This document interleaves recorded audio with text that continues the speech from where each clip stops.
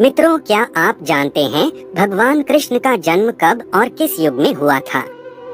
आज की वीडियो में वैदिक व वैज्ञानिक प्रमाण द्वारा बताऊंगा कि भगवान कृष्ण का जन्म कब और किस युग में हुआ था। तो मित्रों, नमस्कार और स्वागत है आप सभी का एक बार फिर धार्मिक वाणी पर। वैदिक प्रमाण द्वारा कृष्ण का जन्म। श्री कृष्ण का जन्म द्वापर युग में हुआ था।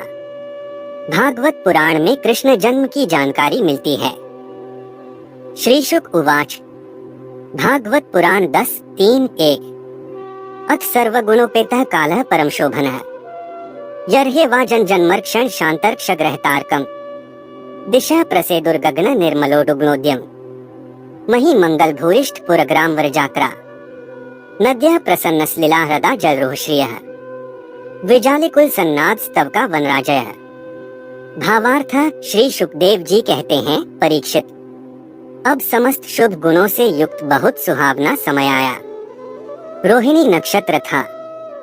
आकाश के सभी नक्षत्र, ग्रह और तारे शांत सौम्य हो रहे थे। दिशाएं स्वच्छ प्रसन्न थीं। निर्मल आकाश में तारे जगमगा रहे थे। पृथ्वी के बड़े बड़े नगर, छोटे छोटे गांव, अहीरों की बस्तियां और हीरे आदि की खानें मंगलमय हो रही थीं। नदियों का जल निर्मल हो गया था। रात्रि के समय भी सरोवरों में कमल खिल रहे थे। वन में वृक्षों की पत्तियां रंग बिरंगे पुष्पों के गुच्छों से लद गई थीं। कहीं पक्षी चहक रहे थे तो कहीं भौरे गुनगुना रहे थे।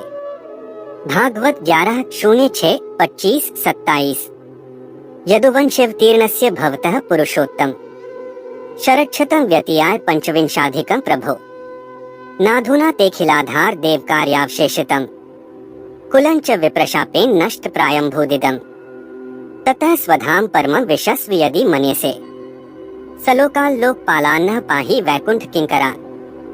भावार्थ, ब्रह्मा जी श्री कृष्ण से कहते हैं, पुरुषोत्तम सर्वशक्तिमान प्रभु, आपको यदुवंश में अवतार ग्रहण किए 125 वर्ष बीत गए हैं।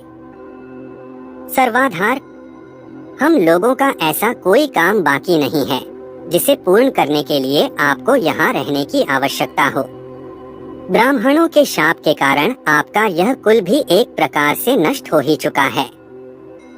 इसलिए वैकुंठनाथ, यदि आप उचित समझें तो अपने परम धाम में पधारिए और अपने सेवक हम लोकपालों का तथा हमारे लोगों का पालन पोषण कीजिए।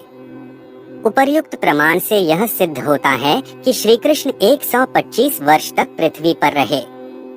श्री कृष्ण का जन्म त्रेता के अंत में हुआ था।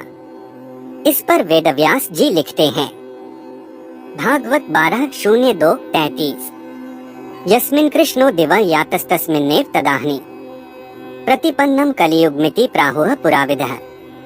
भावार्थ, पुरातत्ववेत्ता ऐतिहासिक विद्वानों का कहना है कि जिस दिन भगवान श्री कृष्ण ने अपने परमधाम को प्रयाण किया, उसी दिन उसी समय कलियुग का प्रारंभ हो गया।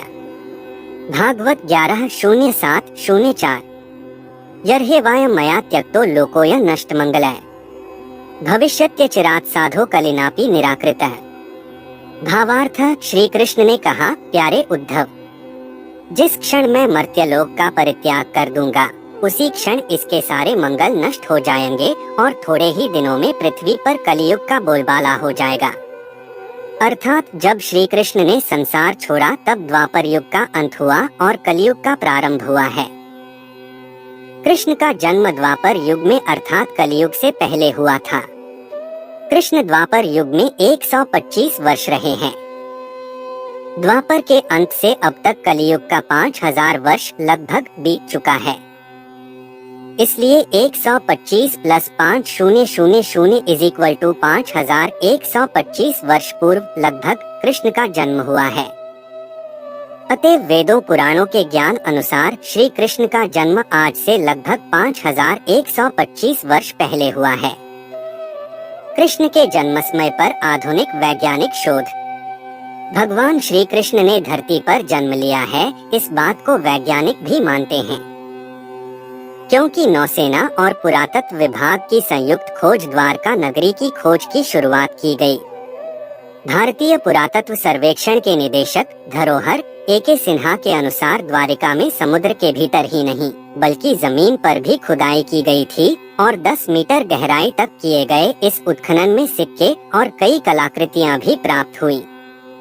डॉक्टर शिकारीपुर रंगनाथ राव, डॉ.एस.आर. राव, जो भारतीय पुरातत्व सर्वेक्षण विभाग में थे, उन्होंने समुद्र के अंदर द्वारिका नगरी को खोजा और वहां मिले अवशेषों पर शोध किया और उन्होंने कहा कि ये महाभारत में वर्णित कथा के अनुसार है।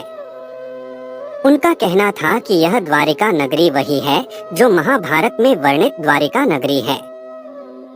डॉक्टर शिकारीपुर रंगनाथ राव का कहना है कि चूंकि यह वही द्वारिका नगरी है, इसलिए श्री कृष्ण भी है, यह भी साबित होता है। राष्ट्रीय समुद्र विज्ञान संस्थान द्वारा जलमग्न द्वारिका नगरी पर किया गया शोध देखिए और डॉ शिकारीपुरा रंगनाथ राव की शोध आधारित पुस्तक खोया शहर द्वारका देखिए। इन शोधकर्ता ने माना है द्वारका नगरी थी और श्री कृष्ण भी थे। तो मित्रों, आज की इस वीडियो में बस इतना ही। आपको ये वीडियो कैसी लगी मुझे कमेंट कर जरूर बताएं। इसके साथ ही मुझे दें इजाजत, मैं फिर लौटूंगा ऐसी ही कुछ और धार्मिक और आध्यात्मिक जानकारियों के साथ। तब तक के लिए देखते रहिए धार्मिक वाणी।